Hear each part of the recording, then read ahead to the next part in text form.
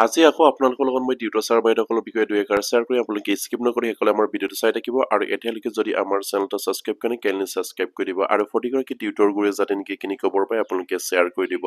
নিশ্চয় আপোনালোকে জ্ঞাত যে টিউটৰ ছাৰ বাইদেউসকলৰ অহা 10 নৱেম্বৰ তাৰিখৰ পৰা তেখেতসকলৰ ধাৰাবাহিকভাৱে এটা আন্দোলনৰ কাৰ্যসূচী লৈছে আৰু এই আন্দোলনৰ কোনটো পৰ্যায়ত কেনেকৈ হ'ব সেইখিনি অলৰেডি আমাৰ কেন্দ্ৰীয় কমিটিয়ে কেনেকৈ হ'ব সেইখিনি শিডিউল তেখেতসকলে প্ৰকাশ কৰি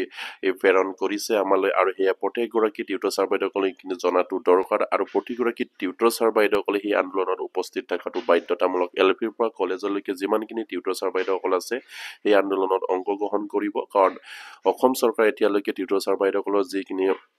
দাবীসমূহ তেখেতসকলে এতিয়ালৈকে মানি লোৱা নাই বা টিউটৰ ছাৰ বাইদেউসকলৰ সমস্যাখিনি বৰ্তমানলৈকে অসম চৰকাৰে সমাধান কৰাৰ কোনো সিদ্ধান্ত গ্ৰহণ কৰা নাই এই সকলো কথাত চালি জাৰি চাই আমাৰ টিউটৰ ছাৰ বাইদেউসকলৰ কেন্দ্ৰীয় কমিটিয়ে এলপিৰ পৰা কলেজলৈকে যিমানখিনি টিউটৰ ছাৰ বাইদেউসকল আছে তেখেতসকলে 10 নৱেম্বৰ তাৰিখৰ পৰা ধাৰাবাহিকভাৱে এটা আন্দোলনৰ কাৰ্যসূচী হাতত লৈছে আৰু সেই আন্দোলন তেতিয়ালৈকে চলি থাকিব যেতিয়ালৈকে অসম চৰকাৰৰ অসমৰ শিক্ষা বিভাগৰ পৰা আমাৰ টিউটৰ ছাৰ বাইদেউসকলৰ কাৰণে পজিটিভ যদি খবৰ নাহে টিউটৰ ছাৰ বাইদেউসকলৰ মন পুঠৰ বাবে যদি তেখেতসকলৰ পৰা যদি আমাৰ কাৰণে যদি সমস্যা সমাধানৰ পথ যদি নাহে বা তেখেতসকলৰ পৰা যদি সেইখিনি খবৰ নিদিয়ে তেতিয়ালৈকে আমাৰ সেই টিউটৰ ছাৰ বাইদেউসকলৰ ধাৰাবাহিক আন্দোলনৰ সিদ্ধান্ত অলৰেডি আমাৰ কেন্দ্ৰীয় কমিটিয়ে সংবাদ মেল যোগেদি ঘোষণা কৰিছে আৰু সেই মৰ্মে এই আন্দোলন কোনটো পৰ্যায়ত কেনেকৈ হ'ব সেইখিনি এটা শিডিউল তেখেতসকলে প্ৰকাশ কৰিছে আৰু সেই শিডিউল ৱাইজত আমাৰ টিউটৰ ছাৰ বাইদেউসকলে আন্দোলন কৰিব লাগিব বা সেই কাৰ্যসূচীৰ আপোনাৰ নিয়ম নীতি মানি আমাৰ টিউটৰ ছাৰ বাইদেউসকলে আন্দোলন কৰিব লাগিব এয়া অলৰেডি কেন্দ্ৰীয় কমিটিয়ে জনাইছে আৰু সেয়া কেনেদৰে হ'ব সেই আপোনালোকৰ লগত মই শ্বেয়াৰ কৰিম আপোনালোকে স্কিপ নকৰি শেষলৈ ভিডিঅ'টো চাই থাকিব আপোনালোকে নিশ্চয় স্ক্ৰীন ফৰটেকা কৰিছে এখন আপোনাৰ তালিকা যিটো তালিকাৰ মতে আমাৰ টিউটৰ ছাৰ বাইদেউসকলে আন্দোলন কাৰ্যসূচীত অংশগ্ৰহণ কৰিব লাগিব কেন্দ্ৰীয় কমিটিয়ে অলৰেডি ডিষ্ট্ৰিক্ট ৱাইজত এটা আন্দোলনৰ শিডিউল তেখেতসকলে প্ৰকাশ কৰিছে নিশ্চয় আপোনালোকে স্ক্ৰীন ফৰটেকা কৰিছে on sheet in demonstration the date of which of the participate from district of Assam ইয়াত তেখেতসকলে উল্লেখ কৰিছে যিটো আন্দোলন বা যিটো অৱস্থান ধৰ্মগত কাৰ্যসূচী হাতত ল'বলৈ গৈ আছে এই আন্দোলনত আমাৰ ডিষ্ট্ৰিক্ট ৱাইজত অংশগ্ৰহণ কৰিব লাগিব টিউটৰ ছাৰ বাইদেউসকলে এলপিৰ পৰা কলেজলৈকে যিমানখিনি টিউটৰ ছাৰ বাইদেউসকল আছে তেখেতসকলে কেনেদৰে সেই আন্দোলনটোত অংশগ্ৰহণ কৰিব সেইখিনি ইয়াত তালিকাখন প্ৰকাশ কৰিছে নিশ্চয় আপোনালোকে স্ক্ৰীন ফৰটেকা কৰিছে ডেট এণ্ড ডিষ্ট্ৰিক্টটোৰ নাম ইয়াত উল্লেখ কৰিছে যিহেতু অহা 10 নৱেম্বৰ তাৰিখৰ পৰা যিখিনি আন্দোলন কাৰ্যসূচী হাতত লৈছে আমাৰ টিউটৰ ছাৰ বাইদেউসকলে এলপিৰ পৰা কলেজলৈকে যিমানখিনি টিউটৰ ছাৰ বাইদেউসকলে প্ৰথম পৰ্যায়ত আপোনাৰ 10 নৱেম্বৰৰ পৰা আৰম্ভ হ'ব আৰু 10 নৱেম্বৰত কোনবিলাক ডিষ্ট্ৰিক্ট সেই আন্দোলনত অংশগ্ৰহণ কৰিব লাগিব সেইখিনি ইয়াত প্ৰকাশ কৰিছে নিশ্চয় আপোনালোকে স্ক্ৰীন ফৰটেকা কৰিছে 1 নম্বৰত আছে বাক্সা জিলাৰ টিউটৰ ছাৰ বাইদেউসকলে অংশগ্ৰহণ কৰিব লাগিব 2 নম্বৰত বঙাইগাঁও 3 নম্বৰত গোৱালপাৰা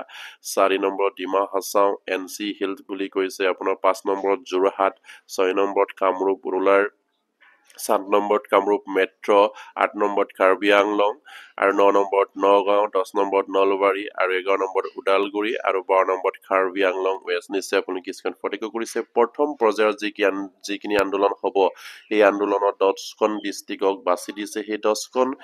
জিলাৰ টিউটৰ ছাৰ বাইদেউসকলে সেই আন্দোলনত অংশগ্ৰহণ কৰিব লাগিব এলপিৰ পৰা কলেজলৈকে যিমানখিনি টিউটৰ ছাৰ বাইদেউসকল আছে তাত আপোনালোকে অংশগ্ৰহণ কৰিব লাগিব আৰু আপোনালোকৰ সমস্যাখিনি অসম চৰকাৰক অৱগত কৰাব লাগিব অসম চৰকাৰৰ ওচৰত দাবী উত্থাপন কৰিব লাগিব যিহেতু শীতকালীন অধিৱেশনত হয়তো 2017-18 চনৰ যিখিনি পাৰ্টিকৰণ আইন সেই আইনখন হয়তো বেঞ্চাৰ স্কুল পাৰ্টিকৰণ কৰিবৰ কাৰণে নতুনকৈ হয়তো সংশোধনী কৰিবলৈ অসম চৰকাৰে এটা সিদ্ধান্ত লৈছে আৰু সেই সিদ্ধান্তত যাতে নেকি সম্পূৰ্ণভাৱে সেই আইনখন সংশোধনী কৰি টিউটৰ শব্দটো সেই আইনখনৰ পৰা উঠাই লৈ আমাৰ টিউটৰৰ শিক্ষকসকলে আপগ্ৰেড কৰে এটা প্ৰচেছ কৰে সেয়া তেখেতসকলে এটা সংশোধনী প্ৰস্তাৱ আনিব লাগিব আৰু সেই সংশোধনী অনাবৰ বাবেই আমাৰ টিউটৰ ছাৰ বাইদেউসকলে হয়তো আন্দোলন কৰিব লাগিব আৰু ধাৰাবাহিক আন্দোলন কৰিব লাগিব আৰু সেই আন্দোলন তেতিয়ালৈকে থমকি হয়তো নৰব যেতিয়ালৈকে আমাৰ টিউটৰ ছাৰ বাইদেউসকলৰ কাৰণে ভাল খবৰ অসম চৰকাৰে নিদিয়ে তেতিয়ালৈকে আন্দোলনখিনি হয়তো চলি থাকিব এয়া প্ৰতিগৰাকী টিউটৰ ছাৰ বাইদেউসকলে নিজৰ সমস্যাখিনি উপলব্ধি কৰি আপোনালোকে ওলাই আহক 10 নৱেম্বৰ তাৰিখে যোনবিলাক ডিষ্ট্ৰিক্ট আছে আপোনালোকে তাত পূৰ্ণ পৰ্যায়ত অংশগ্ৰহণ কৰি সফল ৰূপায়ণ কৰিবলৈ আপোনালোকক বিনম্ৰভাৱে অনুৰোধ জনালো আৰু 11 নম্বৰ তাৰিখত কোনবিলাক ডিষ্ট্ৰিক্টে পৰিছে সেইখিনিও আপোনালোকৰ লগত মই ক'ম আপোনালোকে নিশ্চয়কৈ শেষলৈ ভিডিঅ'খিনি চাই থাকিব আৰু 11 নৱেম্বৰৰ পৰা আপোনাৰ যিবিলাক জিলা আপোনাৰ সেই আন্দোলনত অংশগ্ৰহণ কৰিব লাগিব সেইখন জিলাৰ নাম আপোনালোকক মই জনাই দিছো 1 নম্বৰতে আছে আপোনাৰ চৰাইদেউ 2 নম্বৰত আছে চিৰাং 3 নম্বৰত আছে দুবৰি 4 নম্বৰত আছে ডিব্ৰুগড় আৰু 5 নম্বৰত মাজুলী 6 নম্বৰত মৰিগাঁও 7 নম্বৰত শিৱসাগৰ 8 নম্বৰত সাউথ সালমা মানকাছাৰ আৰু হয়তো 10 নম্বৰত তিনচুকীয়া আছে নিশ্চয়কৈ আপুনি কিস্কিন ফটেকো কৰিছে প্ৰতিগৰাকী টিউটৰ ছাৰ বাইদেউসকলে অংশগ্ৰহণ কৰিব লাগিব যিখিনি আপোনাৰ ডিষ্ট্ৰিক্ট ৱাইজত যিখিনি আন্দোলনৰ সিদ্ধান্ত লৈছে সেই আন্দোলনৰ মৰ্মে আপোনালোকে তাত অংশগ্ৰহণ কৰি সফল ৰূপায়ণ কৰক আপোনালোকৰ সমস্যাখিনি সমাধানৰ এটা গতি উলিয়াবলৈ আপোনালোকে আন্দোলন কৰিবই লাগিব এলপিৰ পৰা কলেজলৈকে যিমানখিনি টিউটৰ ছাৰ বাইদেউসকল আছে আপোনালোকে ওলাই আহক অন্যথা আপোনালোকৰ কামখিনি যেন অসম চৰকাৰে কৰিব সেইখিনিও আমি কেতিয়াও বিশ্বাসত ল'ব পৰা নাই কাৰণ বাৰম্বাৰকৈ আপোনালোকৰ লগত শিক্ষামন্ত্ৰী আলোচনা কৰি শেষৰটো বাৰত আপোনালোকক নিশ্চয়কৈ তেখেতসকলে যি ধৰণৰ প্ৰতিশ্ৰুতি প্ৰদান কৰিলেগে আগৰ প্ৰতিশ্ৰুতিবিলাক কেৱল মিছা হিচাপে তেখেতসকলে প্ৰমাণিত কৰিলে আৰু নতুনকৈ যিটো প্ৰতিশ্ৰুতি কৰিলে সেইখিনিও যে হ'ব এয়াও আশা কৰিব নোৱাৰে আৰু সেইবাবে প্ৰতিগৰাকী টিউটৰ ছাৰ বাইদেউসকলে সেই আন্দোলনত অংশগ্ৰহণ কৰিব লাগিব আৰু 2014 চনৰ যিখিনি ভাৰ্তিকীকৰণ আইন সেইখিনি পূৰ্ণভাৱে সংশোধনীলৈ আনিবলৈ আপোনালোকে দাবী উত্থাপন কৰিব লাগিব আৰু যিহেতু এলপিএমইৰ ক্ষেত্ৰত টেট জাপি দিছে হাইস্কুলৰ ক্ষেত্ৰত গ্ৰেজুৱেশ্যনত 50% জাপি দিছে এই সকলোবিলাক সমস্যা সমাধানৰ বাবে আপোনালোকে নিশ্চয়কৈ মাত মাতিব লাগিব আৰু মাত মাতিলেহে আপোনালোকৰ সমস্যাখিনি সমাধান হ'ব আৰু ইয়াৰ বাবে আন্দোলনৰ প্ৰয়োজন আছে আৰু সেই আন্দোলনত অংশগ্ৰহণ কৰি আপোনালোকে সফল ৰূপায়ণ কৰাত সহায় সহযোগিতা আগবঢ়াব বুলি আশা ৰাখিলো নিশ্চয়কৈ এটা গুৰুত্বপূৰ্ণ খবৰ টিউটৰ ছাৰ বাইদেউসকলৰ কাৰণে কাৰণ ডিষ্ট্ৰিক্ট ৱাইজত আন্দোলনৰ সিদ্ধান্ত লৈছে আপোনাৰ 10 নৱেম্বৰ তাৰিখত কোনবিলাক ডিষ্ট্ৰিক্ট আছে এয়া নিশ্চয়কৈ আপোনালোকে গম পালে আৰু 11 নৱেম্বৰত কোনবিলাক ডিষ্ট্ৰিক্টে অংশগ্ৰহণ কৰিব লাগিব সেইখিনিও নিশ্চয় আপোনালোকে এইটো স্কিমত দেখি আছে আৰু আপোনালোকে সেইমতে আপোনালোকে অংশগ্ৰহণ কৰিব লাগিব আৰু 12 নৱেম্বৰত কোনবিলাক ডিষ্ট্ৰিক্টে অংশগ্ৰহণ কৰিব লাগিব সেইখিনিও মই আপোনালোকৰ লগত কৈ আছো 12 নৱেম্বৰ তাৰিখে আপোনাৰ যিসকল ডিষ্ট্ৰিক্টে পৰিছে ইয়াত নাম দিয়া হৈছে 1 নম্বৰত আছে বৰপেটা 2 নম্বৰত আছে কাছাৰ 3 নম্বৰত আছে দৰং 4 নম্বৰত আছে ধেমাজি জোনাই 5 নম্বৰত আছে হাইলাকান্দি 6 নম্বৰত আছে কৰিমগঞ্জ 7 নম্বৰত আছে কোকৰাঝাৰ আৰু 8 নম্বৰত আছে লখিমপুৰ 9 নম্বৰত আছে শোণিতপুৰ 12 নম্বৰত আছে বিশ্বনাথ নিশ্চয়কৈ আপোনালোকে স্ক্যান ফটেকো কৰিছে সেই 10খন জিলাই হয়তো 12 নৱেম্বৰ তাৰিখে আপোনালোকে আন্দোলনত অংশগ্ৰহণ কৰিব লাগিব সেই 10খন জিলাৰ টিউটৰ ছাৰ বাইদেউসকলে গুৰুত্ব সহকাৰে ওলাই আহিব বুলি আশা কৰিলো কাৰণ আপোনালোকৰ সমস্যাটো নিশ্চয় অৱগত যিটো সমস্যা অসম চৰকাৰে বৰ্তমানলৈকে সমাধান কৰাৰ কোনো এটা সিদ্ধান্ত এতিয়ালৈকে গ্ৰহণ কৰা নাই বা টিউটৰ ছাৰ বাইদেউসকলৰ কাৰণে পজিটিভলি কোনো এটা সিদ্ধান্ত অসম চৰকাৰে গ্ৰহণ কৰিব পৰা নাই কিন্তু অন্যভাৱে আপোনালোকে যদি চাই শিক্ষা বিভাগৰ সকলোবিলাক সমস্যা এটা এটাকৈ অসম চৰকাৰে সমাধান কৰি আহিছে শিক্ষক কৰ্মচাৰীসকলক ভাল ভাল খবৰ দি আহিছে কিন্তু টিউটৰ ছাৰ বাইদেউসকলকে কেৱল অন্যায়ভাৱে টিউটৰ সজাই মাননীয় মুখ্যমন্ত্ৰী আজি 5 বছৰ কাৰ্যকাল উখলিব হৈছে কিন্তু আজিলৈকে লখ নিদিলে কিন্তু তেতিয়া তেখেতে শিক্ষামন্ত্ৰী হৈ থাকোতে সেই টিউটৰসকলক নিযুক্তি প্ৰদান কৰিলে আৰু সম্পূৰ্ণভাৱে ইয়াৰ দায়ী বৰ্তমানৰ মুখ্যমন্ত্ৰী তেতিয়াৰ শিক্ষামন্ত্ৰী হৈ থাকোতে তেখেতৰ শিক্ষামন্ত্ৰী হৈ থাকোতে তেখেতে সেইখন আইন প্ৰৱৰ্তন কৰিবৰ কাৰণে হয়তো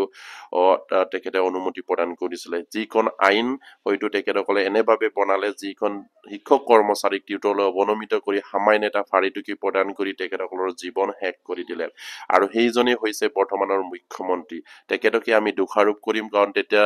আমাৰ সেইজন মুখ্যমন্ত্ৰী যিদিনা সেইখন আইন প্ৰণয়ন কৰিছিলে তেতিয়া শিক্ষামন্ত্ৰী হৈ আছিলে তেখেতে গম পাইছিলে শিক্ষামন্ত্ৰী হৈ থাকোতে তেখেতে হয়তো এইখিনি ক'ব পাৰিছিলে বা তেখেতসকলে জনাব পাৰিছিলে যে এনেকৈ এই শিক্ষক কৰ্মচাৰীসকলক যদি আমি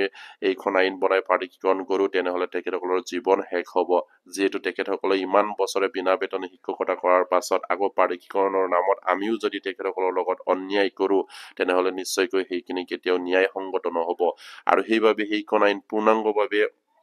আপোনাৰ সেইখন আইন শিক্ষক হিচাপে তেখেতসকলে এইখন আইন প্ৰণয়ন কৰিব লাগিছিলে কিন্তু তাত টিউটৰ শব্দ লগাই কিছুমান ক্ৰাইটেৰিয়া লগাই তেখেতসকলক টিউটৰ সজাই ৰাখিলে এয়া গ্ৰহণযোগ্য হোৱা নাই মাননীয় মুখ্যমন্ত্ৰী মহোদয় আপুনি এবাৰ কথাটো বিবেচনা কৰিব লাগে আৰু সেই টিউটৰ ছাৰ বাইদেউসকলক উদ্ধাৰ কৰিব লাগে আপোনাৰ দিনত আপোনাৰ নেতৃত্বত সেই টিউটৰ ছাৰ বাইদেউসকলৰ কোনো এটা কাম নহল আৰু আপুনি সৃষ্টি কৰা আপোনাৰ